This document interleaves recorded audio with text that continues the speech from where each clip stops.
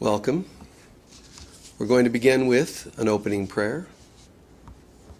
If you would just close your eyes and surrender the moment.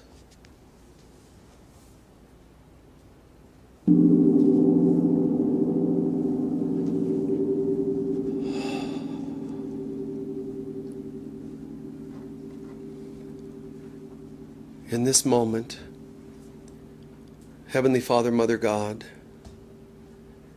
we come together to experience your presence, your love, all that you really are, and that which you've made us in the image of. We give thanks in this moment that we are the love of God. We are the joy of God.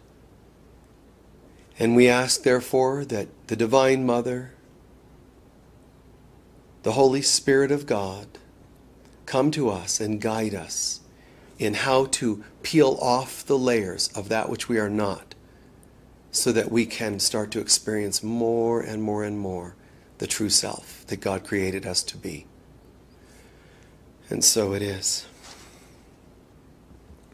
And for our sacred reading today, from the Tao Te Ching of Lao Tzu, verse 41.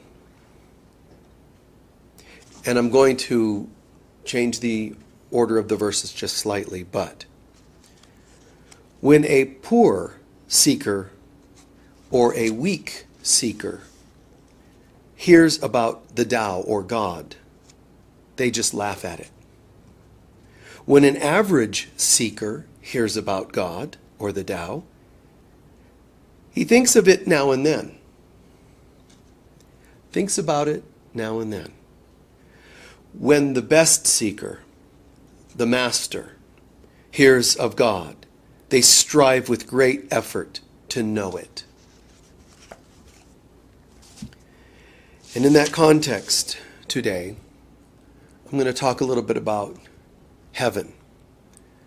Heaven and hell, but mostly heaven. This is an important topic. One is at this time of the year, I'm taking a large group of people traveling overseas. So it's a lengthy journey, but it just involves a big shift. There's a break in teaching. So it's nice to end any previous work I've done talking about heaven. It's a great way, just end in something related to God. So while people are watching this, we will, hours later, be starting that journey.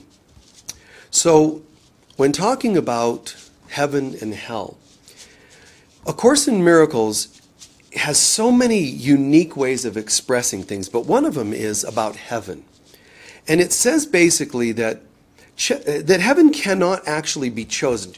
Heaven is something we have to choose. Everything is a choice. But it's a choice of what to align ourselves with. It's not just like, gee, I think I'll seek heaven in case it happens to be there. It's more of it's a choice in letting go of everything else. So A Course in Miracles is telling us that to choose to return to who we really are, to choose the consciousness of God, and heaven is the consciousness of God.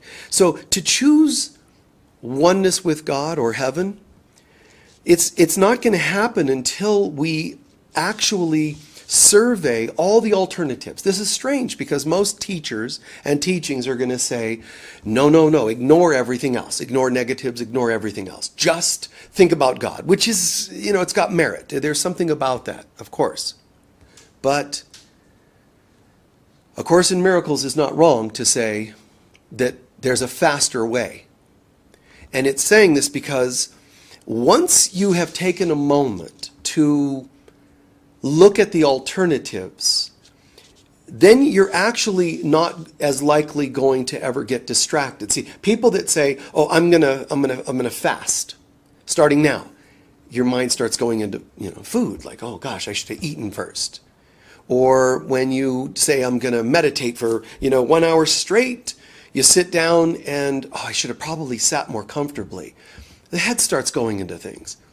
Very few teachers and teachings have ever told us that there's a different way of approaching this, which is don't just focus on God. Yes, you will do that, but also be honest about the things that distract you. So that you're not saying, no, mustn't think about that. See, that's what church elders, priests, and everything else did since churches began, even before Christian churches, other systems. Brahmin priests in some cases. They could be from any tradition, honestly, from pagan to Jew to whatever. Those who tried to suppress something so that they could behave properly, seek God, seek heaven, achieve God, achieve heaven, they made sure they pushed everything down and then went after it. And what we found, even the apostles of Jesus did that, and what we found was that they end up coming back just with deeper frustrations to have to deal with. I'm not saying it didn't get them anywhere. I'm saying that I understand why Christ consciousness teaches that it serves us to be able to own. See, it's an empowered choice when you say, I'm not choosing God just because. I'm choosing God because there is no other alternative. I am making an informed, empowered decision. There is nothing there for me. I am choosing this. See, you've completed it all. You're a master choosing what is and is not important. So soak that in and maybe watch this a couple times to really get an idea of what that means. Don't just not have an addiction. Like, I mustn't think about that. That's true. You really should steer clear of extreme or hurtful, harmful addictions. But if it's always in the back of your mind and you never really saw that you don't need it, then the ego is going to say, how about today?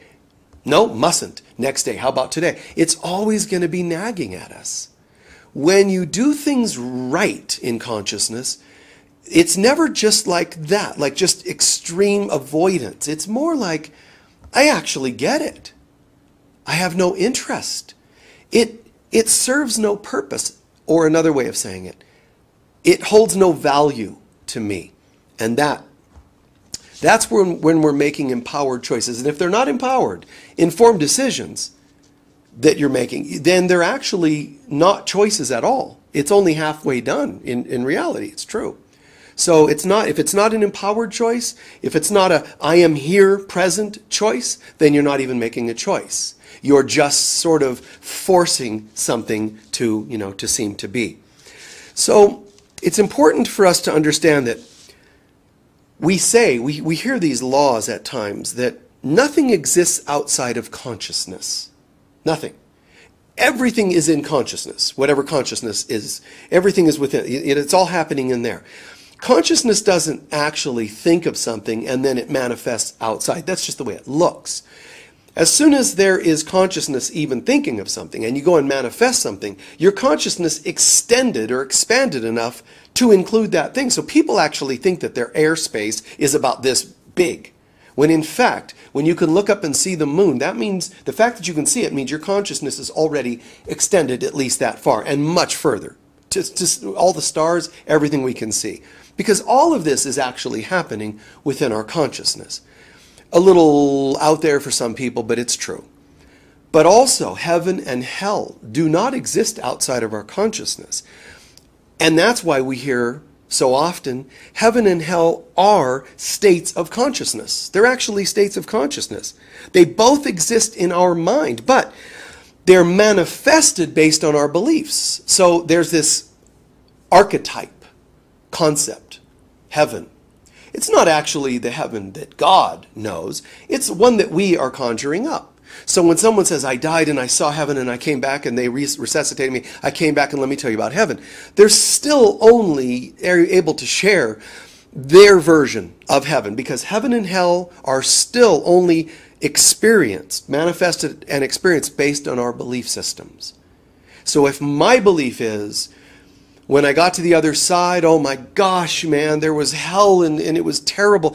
I'm not denying you the right to see such a thing. What I'm saying is you can only see that because it existed somewhere in the mind.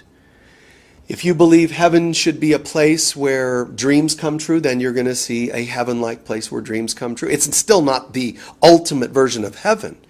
You've heard the term seventh heaven. There are levels of heaven. Primary levels of heaven are just kind of like, I got to the other side and I saw things that made me happy while I was on earth. I saw my deceased mom and dad or whomever it is you liked. My favorite dog. You know, that'll happen. But it's still only a very primary level of heaven. There are so many more layers and levels. How long we spend, you don't go to one heaven, you go to other levels of heaven.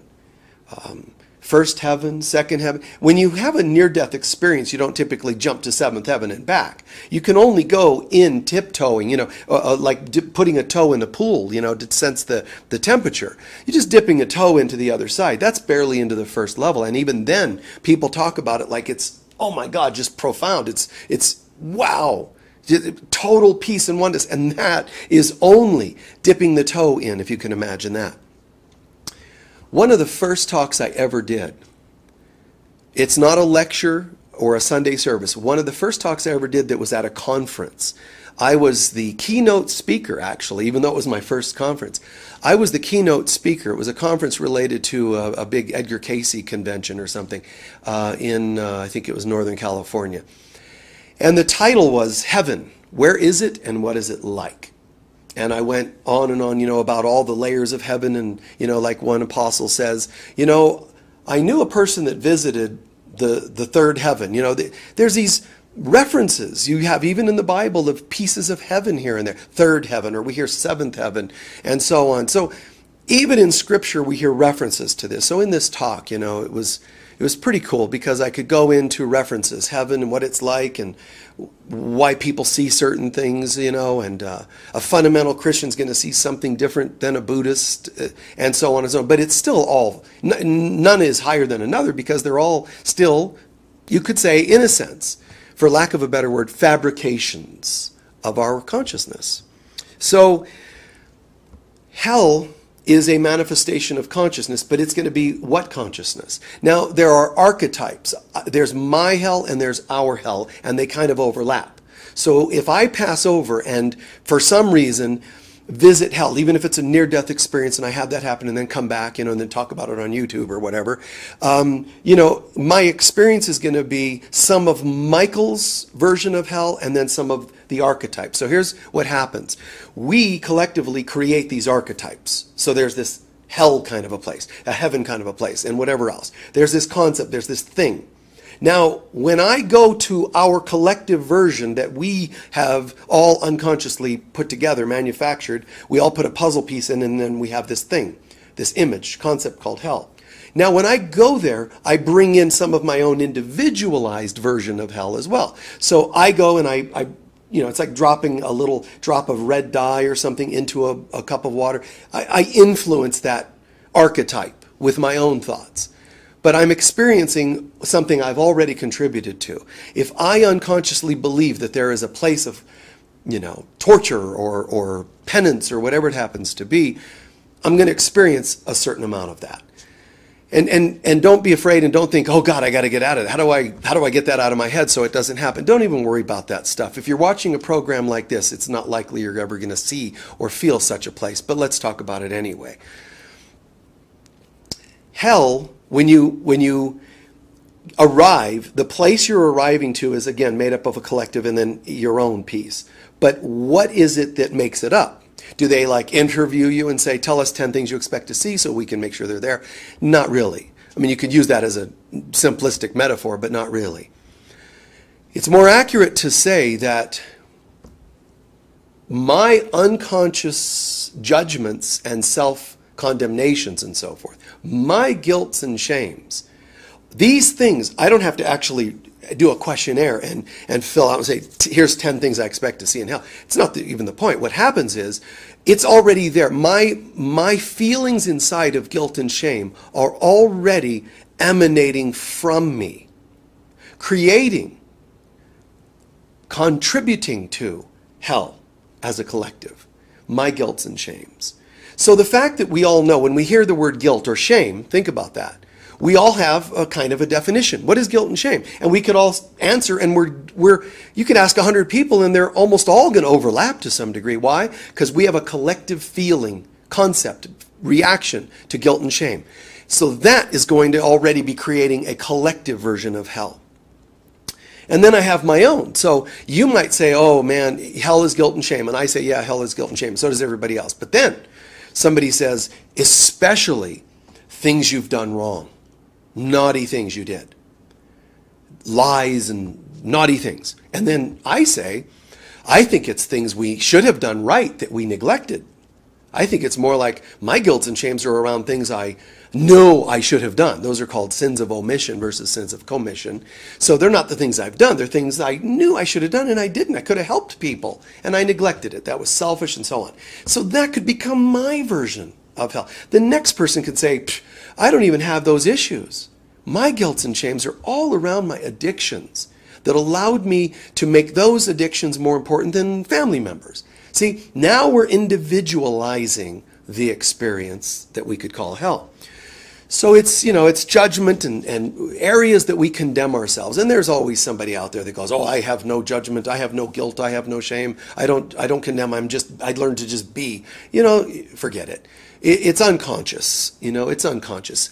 If that were true, you would be just so filled with light, we wouldn't even be able to see you. So just own that if you can hold flesh together as a three-dimensional being, there's a likelihood you have the consciousness that it takes to have a dense body, which would mean you have dense thoughts, which are limiting thoughts. Limiting thoughts create limiting effects, such as a body. So we just have to own it. And then you can say, well, oh, fine, I'll go with it. And if you get to the other side, and it turns out that you didn't really have any major issues, guess what? You'll say, great.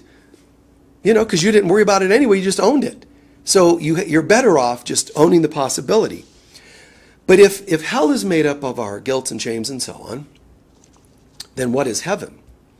Heaven is made up of our forgiveness of the things we condemned ourselves for and other people for. Technically, you could say it's the forgiveness you extended to other people.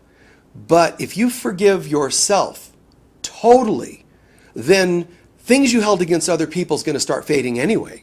But I can't get into that too much right now. So I'll go the more simple route and say, yes, heaven is made up the forgiveness you have extended to other people.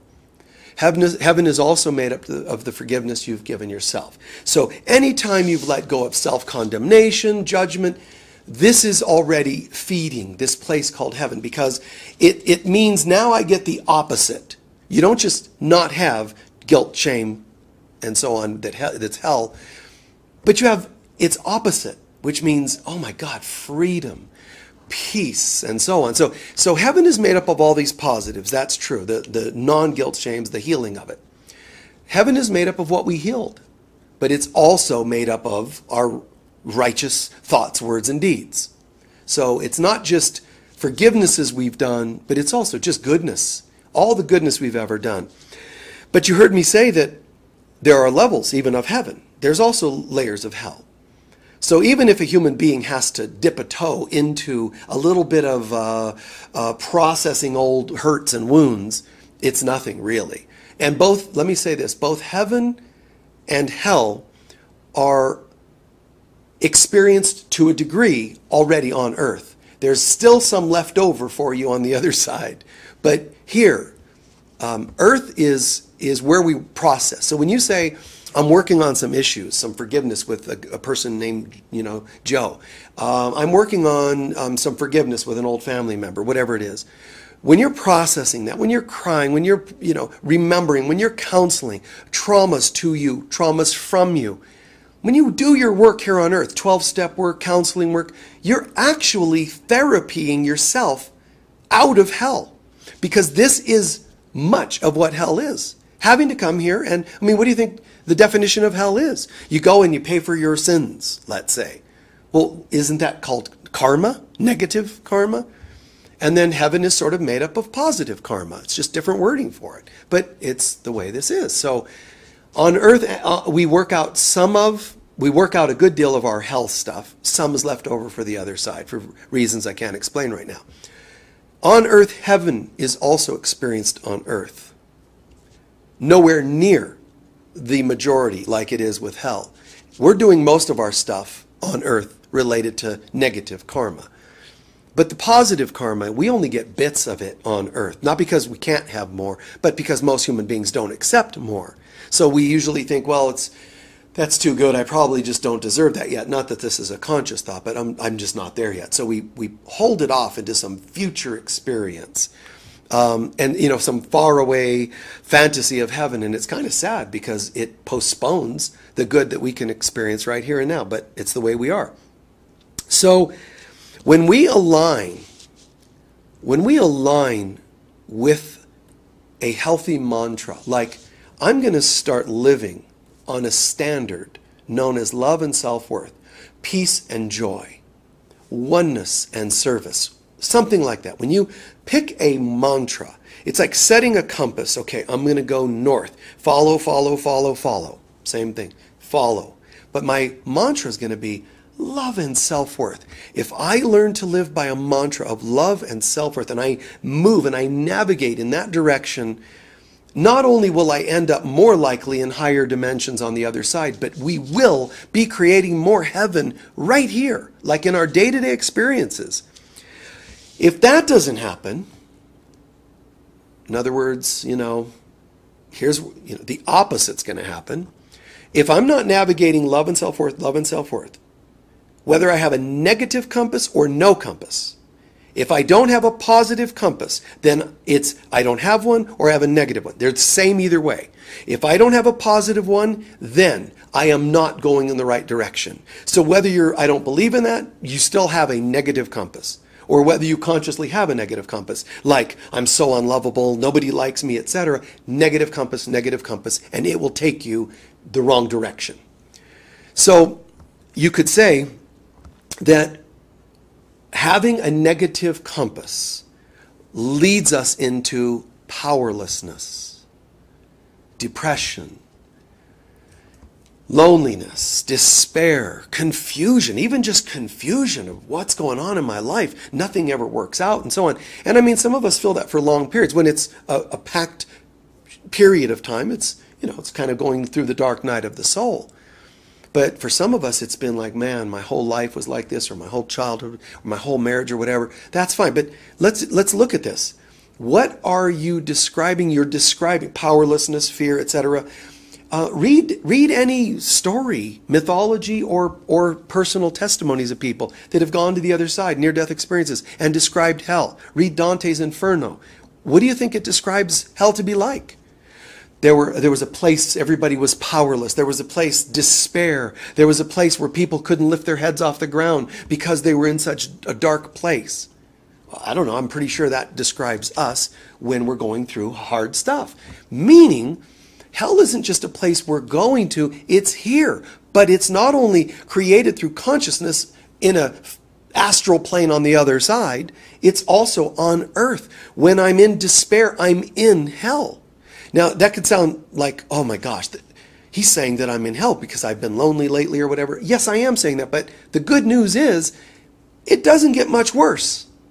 It doesn't get much worse. You're in it. Hang in there. Man, if you just pass this test, you will have broken the chains that would have called you into hell on the other side. But also, if you work on releasing the grip of hell while you're alive in this world, you're actually lessening the power it has on all of us because we're collectively creating heaven and hell just as much as we're individually creating it. So hang in there. Go through what you need to go through. Pass your tests as best you can. Yes, I'm feeling powerless. Yes, I'm feeling depressed. But wait a minute. This is a form of hell on earth. You've heard heaven on earth. We all pray for heaven on earth. But we're also praying for hell on earth. Well, you don't remember sitting around going, oh, beings of darkness, please bring hell to earth. Although some people do such prayers. You may not remember saying that, but as soon as you chose not to follow the compass of love and self-worth, you are making a choice for despair. Therefore, you are calling hell on earth. And that, of course, leaves no room for heaven on earth. More reason that I'm not experiencing love, bliss, oneness, joy, peace, etc. and a reason why I'm feeling its opposite. Despair, hurt, loneliness, sadness. And I am the only one that can work on that. And I will come back again and again. So think of it this way. You're not here just to come back lifetime after lifetime to become more spiritual or more prosperous or to have a family or whatever it is. We're actually here to uncreate the hell that we've created on earth. And it can only be done by us. We can't say, listen, God, before I go back this time around, can you make sure that everything's peachy and there's no hell on earth? God will say, yeah, I've given you everything you need to be able to pull that off. So go ahead. And it still ends up back on us. So if this is true, what I'm saying is true, if it's true, and it is, then we have to accept a couple of other conclusions. And they include, if it's true, even if you want to think of it as a metaphor, if it's true that we contribute and create sort of a hell on earth, let me think about that. Let me look that up in the Google or something. What is hell like? And they'll talk about it, hell and fiery and pain. Well, we already know that's our emotional pain and all, but who lives there? Oh, there's demons, there's a devil, that's my ego, and there's demons. Demons do what when you're in hell? I mean, just go with me. I'm not trying to make a dark picture. I'm just saying, playfully speaking, like a mythology. What are demons doing in hell? Oh, they torture people. They're in pain themselves, right? And they torture people. They're obviously not blissing out. They're in pain and they torture people.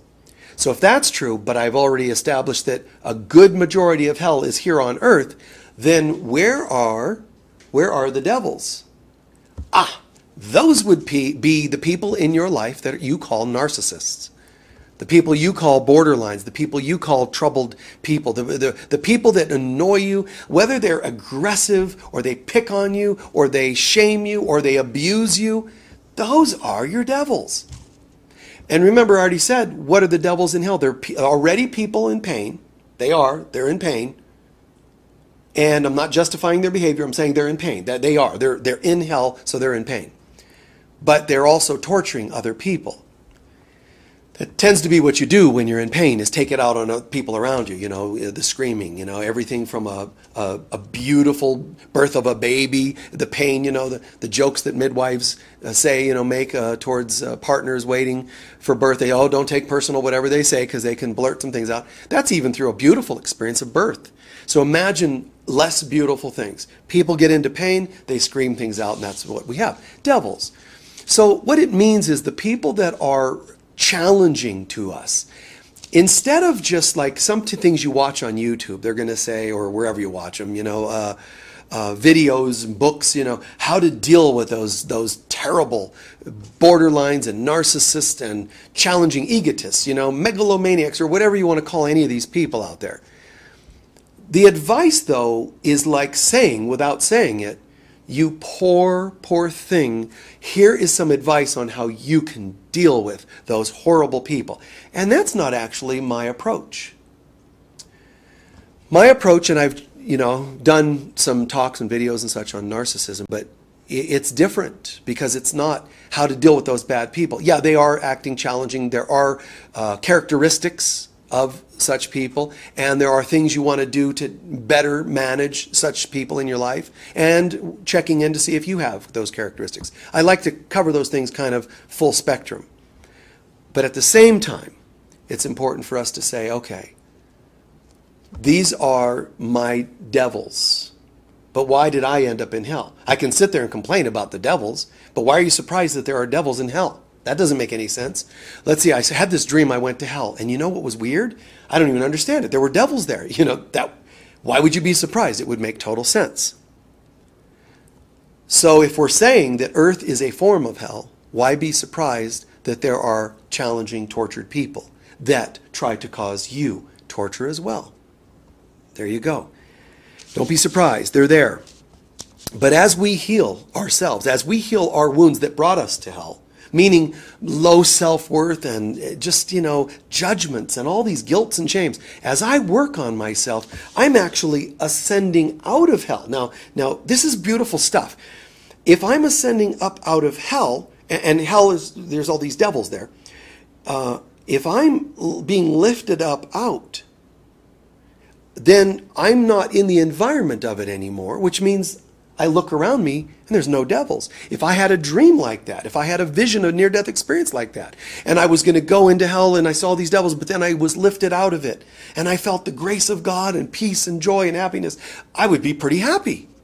Whether it was a dream at night sleeping or it was a vision in meditation, I would be pretty ecstatic about that. But that is how it is in real life. If we work on our stuff, we ascend out and there are no devils, which means I didn't actually have to go out and kick everybody out of my life that is a little bit abusive or aggressive or whatever. I just shift into a different consciousness. There are no devils. Now, you could say, but I've been such a good person for 3 months now, so why should I have any issues left? Because 3 months isn't long enough. It could take you lifetimes to be so clear that you start to really notice, but it won't take that long. But don't be surprised that it's not gone in 3 months. And don't even put a time frame on it. Just shift higher and higher consciousness. How? Bid farewell and work on the old. Don't just try to ascend. You can't ascend with your space boots on that keep you down on the moon or wherever you are. You undo the shoes, undo the ballast, undo the weight that holds you down. The guilts, the fears, the shames. How? Back again to 12-step programs, counselors, your own journaling. But if you don't see progress in any of these systems I just named, progress meaning, if you don't see that you are becoming less judgmental towards yourself or others, then something's not quite right. And I would change programs or ramp up my commitment to the program or whatever it is. But I should be noticing my reaction time is greater between events. I don't have as strong as reactions anymore. Not because I'm stuffing it, because I see the value of goodness. I've always used this analogy because it's so easy for people to get. But, you know, if you only have $10 left to your name, and you lost the $10, it slipped out a hole in your pocket on your way into the market, oh my God, you know, it's going to be pretty upsetting. I mean, for all kinds of reasons. Oh, everything's already going wrong. I only have 10. That's already on my mind. Now I lost the final 10, and now I can't get food, etc. It just builds and becomes this explosion. But what if you just found out that you won the lottery and you have $10 billion now? But you went to the store and a $10 bill slipped out of your pocket. Notice how you don't care as much? I mean, think about it. Just really imagine that happening. You'd be like, whatever. I'm too busy cashing my check for $10 billion. Now, if you would say, no, I would still be upset, then you have some unique levels of hell-based consciousness that is beyond this talk. You know, we need to go some other places and work on that because that's just too far out. Because most people aren't in that level of lack consciousness that they would obsess on $10 when they have 10 billion.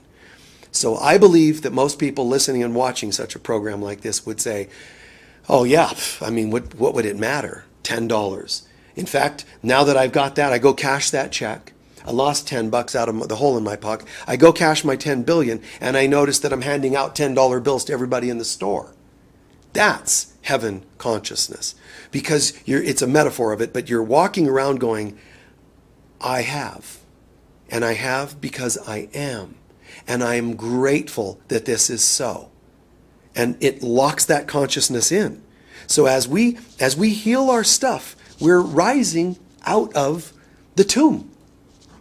It's like the Lazarus in us sort of resurrecting. So heaven is the consciousness of God. The kingdom of heaven is within you, Jesus said, meaning the consciousness of God, not kingdom of heaven. There's no actual walls. There's no actual pearly gates or roads. The kingdom of heaven is within you means the consciousness of God is within you. Now what do you think you're supposed to do with it? Find it. Commit to finding it. Like what I read from the Tao. Commit to finding it, but be willing to also choose not anything that's opposite. Don't just choose the one. Also, see the valuelessness of the other. If you don't, it'll only ever be a half-hearted decision. And that's the one piece, like I said, you won't hear from most teachers and teachings. But it's a piece that's missing, which is one more reason there's a delay of everybody getting home. Heaven is the consciousness of God. Heaven is the consciousness of love. Heaven is the consciousness of peace and of joy, and so on. So when you focus on love in your life, you're actually bringing forward the kingdom of heaven. Some people think it's just, no, just live on earth long enough and then eventually Jesus comes back and we'll create kind of a heaven on earth and bad people go to hell and so on. That's not the way this is going to go down. We're all needing to rise to the consciousness of God. But again, one way of doing that is by choosing no other consciousness but God. One problem is that we clearly have demonstrated on earth that we lack willingness to be focused. We lack vigilance and focus and willpower, that we have to develop. Choose nothing else but God. So we have to get used to, thinking and feeling and doing only the things that take us home. Otherwise, it confirms that we're going to settle for a lesser, like a synthetic version. So if the kingdom of heaven is the consciousness of God, and the kingdom of heaven is also the kingdom of love, the consciousness of love, then love is synonymous with God in heaven. But if we on earth don't know how to commit to the love consciousness of God, what we're going to do is settle and fabricate false or limited forms of love. And that is where we come in with the concept of romance. I don't care if you dress it up as twin flame romance or temporary romance or one night stand romance or puppy love. Any human concept of love is still a limited form of love. Coming through limited human beings, it's going to be a limited form of love. That's just the way that works out. But we need to practice committing to the real love of God and then extending that real love in romance. Not thinking that the romance is the love we were looking for, but rather, no, there's only one love, the love of God, the consciousness of God. And I'm not settling. But as I integrate that love more and more, just like I integrated hell and acted it out in the form of manifesting challenging people in my life, now as I do the opposite and call in the consciousness of God in heaven, which is also love, I now am that love. There's no need. I am that love. I don't settle and fabricate little drips of it here and there, drops of it here and there, pieces of it here and there. This, the real deal, God, love. And then I look in my world and I start to see the real deal manifesting more and more in my life, but it's in the form of extending. I share this divine love with a partner. I share this divine love with my children or whomever it happens to be. But since love is who we really are, even if we settle for human forms of love, we can never completely ignore even a psycho who's harming people. Deep, deep, deep, deep inside is concealing the fact that they're in pain. We know that, right? A lot of us understand that when people are hurtful, deep down they're in pain. Now, some of us go, no, they're not. You don't like those people. Okay, fine, then stay with that if you like. But some of us understand that when people are harmful, it's because deep down they're in pain in some way. I'm not excusing their behavior. I'm saying there's a pain. But what is that deep pain? Well, they didn't have parents or they were raised in poverty. That's okay, pieces of that, that's true. But the deepest pain they have is that they do not feel the presence of God/love. And so they're angry, they're hurt, they're acting out. But what's amazing about that is even behind the hurt, their behavior is this longing for God. So it's when you look at it that way, it like changes the whole perspective. So anyway, we go into romantic relationships because that feels like love. But that's just a little minor, almost imperceptible reflection of the real deal. And yet it seems like it's enough for people. And yet they're okay with it. They only question it because it keeps ending. And then they have to do it again and again and again. Or they lose all faith and hope in love. And that's where they're at. It's still the same. It's all the same for all those people, whether they have it for a few years or for half a lifetime or not at all. It's still because they're juggling false forms of love. So what's interesting to me is that deep down, behind all of this, I'm going to think I found real love in a partnership, but it's going to eventually show flaws. It's going to show signs of falling apart in some way. And what's cool about that is that when it does, I'm going to either learn the easy way or the hard way that I need to practice forgiveness. What that means is I didn't go for the real deal of love, went with some temporary false versions of love, which ended up ticking me off, upsetting me, hurting my feelings, etc. And then I had to, struggle with that and went through anxiety and processes and 12-step groups, only to end up hearing about this thing called forgiveness. So now I'm working on forgiveness for that love. But what am I forgiving? I'm forgiving false love. So how about if I just go for the real deal, and then I won't have to do that as often, first of all. But still, it's amazing because it's as though God said, look, if ever you fail to get to the real deal of love, I have a backup plan. What I'm going to do is I'm going to set up a system for you that if you don't know how to go for the real deal, then you're going to find a false version. It's going to totally devastate you. And then you're going to have to practice forgiveness. But what do you think forgiveness gets you to? Forgiveness actually brings you back to a bit closer to the real deal than you even had when you thought you were in love. You are closer to God when you're forgiving false love than you are when you're actually steeping in the false love itself. Oh no, the false love, the fireplaces and snuggles and sharing until you started annoying each other, then it falls apart. Or someone passed away and then you felt alone and devastated. Whatever seemingly took away the love you had. The forgiveness, the healing of the losses of some love, or the forgivenesses of some hurtful forms of love that turned hurtful, you're going to end up practicing forgiveness. And when you do, or healing, and when you do, you're actually closer in vibration and consciousness to heaven and God than you were when you thought you were having a good time. That's going to be hard for some people to hear, but it's the truth.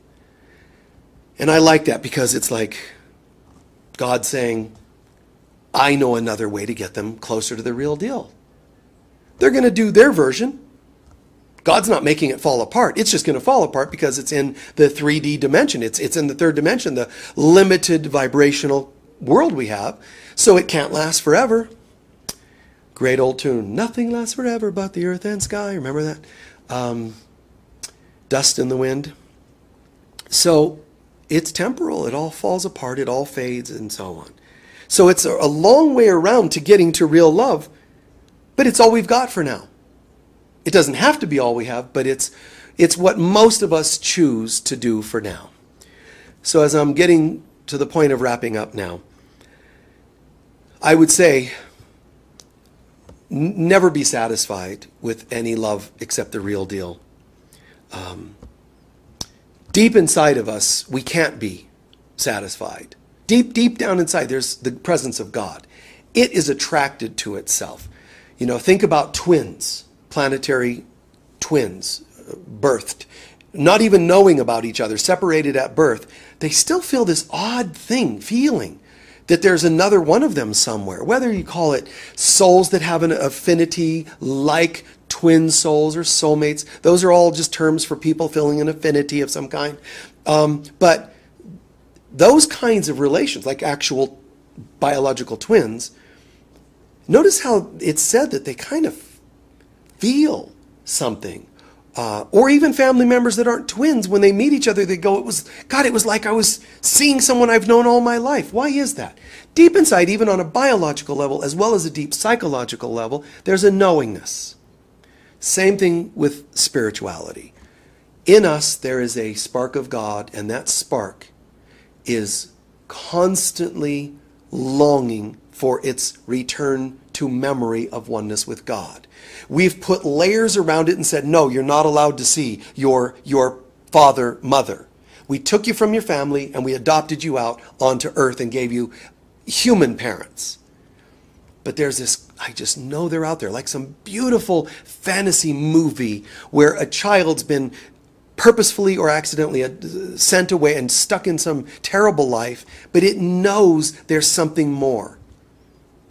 There's a movie called The Little Princess, I think it is, where her father is thought to be dead and more, and so she's thrown into an orphanage and all that. And but deep inside, she just has this belief that something more is meant for her to experience. And she holds that belief, and some good things then come to her. I don't want to spoil the ending of the movie, but something along those lines. So it's so cool to me that there's something waiting, and deep inside we know that.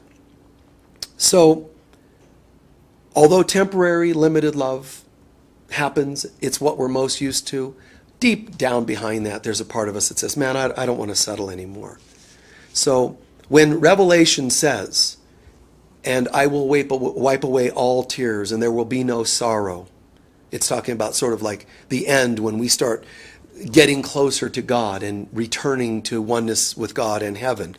God will wipe away all tears. Now, think about that, because it means that the reason he's saying that, I will wipe away all tears, if it's taken literally, it sounds like poor us, the humans, we're all suffering, and God will say, okay, now blow your noses, I'm going to take away all the bad stuff in the world. It's not like that. It's not literal like that.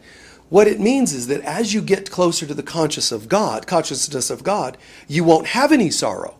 Not I will take it away, it will be gone, is another way of saying it. But one of the really cool, deeper messages behind that is the only reason you have ever felt sorrow is because you were missing God.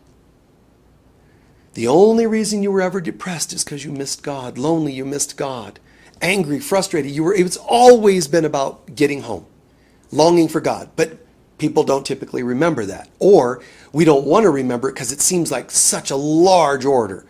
What am I going to say? Oh, fine, I'm missing God. Well, how do I get it back? I don't know how to get it back this instant, so let me make it about other people. I'm sad because someone left me. See, that's not actually true. Them leaving you, the reason they left you is because they're missing God. The reason you were attracted to somebody who's going to leave you is because you were missing God. So all the dramas and garbage of planet Earth goes away. All sorrow gone. Wipe away all tears, because reality starts to set in. And I think it's amazing because deep behind every challenge, every sorrow, bad karma, harmful behaviors that I've done or had done to me, it was really the longing for God. It's just the pain acting out. Hidden behind my abuses of you and yours of me, my neglects of you and yours of me, behind all of it is this longing for God. I was feeling pain because I didn't feel God, and I acted out. And that's what it means when Jesus teaches, forgive them, they know not what they do. It means that when people do anything, they don't know what they're doing because they have forgotten that all they're really wanting is God. And it's not just that we long for God. We not only long for God, we are so angry about not being with God that we vent at times, even slandering, killing the likes of Jesus or Gandhi, and so on, good people, attacking, because people just, they're like, if I can't experience goodness, then you can't experience goodness, and so they molest a child. I don't like seeing that you have a sweetness in you. I don't feel it. I'm going to destroy yours because mine's been destroyed. And we take it out on each other. Again, I'm not justifying the behaviors. But all sorrow, all such behaviors will be taken away. When? Someday God will do it? No. No. It'll be as we ascend and heal out of hell, so those things aren't happening to us, and we rise into a higher level of consciousness. Everything then starts to become restored. It's not actually made, it's restored because it's never been gone. Heaven, God, peace, love, joy, whatever. Behind every loss, every sadness, every ache, behind every one of these negative emotions, negative experiences, from me, from us to others or others to us, it's always just been this longing for God. And so what's amazing with this is that I'm saying Hidden behind hurtful actions are the sadness of missing God. Hidden behind the sadness of missing God is ultimately the presence of God. But then people misrepresent a spiritual law and what they say, and you've all heard people say this. Spirit is behind everything. Spirit is in all things. What they accidentally do because of ignorance is think that means God must be, remember, God is behind everything. So what that means accidentally is God is the culprit. God causes harm and war and has some divine reason for it all that we just don't understand. That's what a lot of religious people say. There's divine purpose behind everything. No, now wait, you're projecting onto God. It isn't that God is the culprit behind these things. It means that God is hidden behind our version. God is behind what seems ungodly. God isn't the culprit behind hurtful events.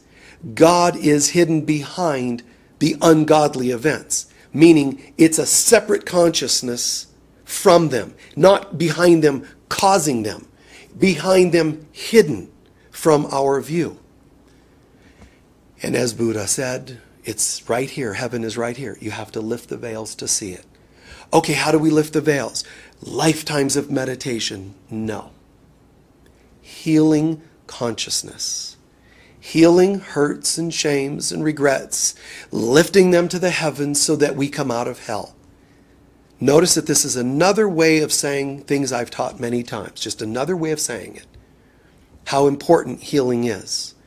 Look at videos I've done. There's video sets just on healing. I think one's called Healing 1, and then maybe I did a Healing 2. But on those, there's topics of regret and, dealing with regret and shame and so. Why did I do those? Because you're not going anywhere without it. The spiritual path is not standing alone. The spiritual path is one that weaves with the healing path, just like the caduceus. It's got two sides blending to make one reality. You can't just ohm yourself into healing, into heaven. Nor can you just heal yourself into heaven. You heal some, you rise some. You heal some, you rise. The ascension does come, but it comes also with healing. So there's this blend of the path. I pray this has made good sense. The kingdom of heaven is within you. And furthermore, the kingdom of heaven is you. If your mind is focused, distracted by hurts of any kind, done to you or by you, you're not in heaven. That's all.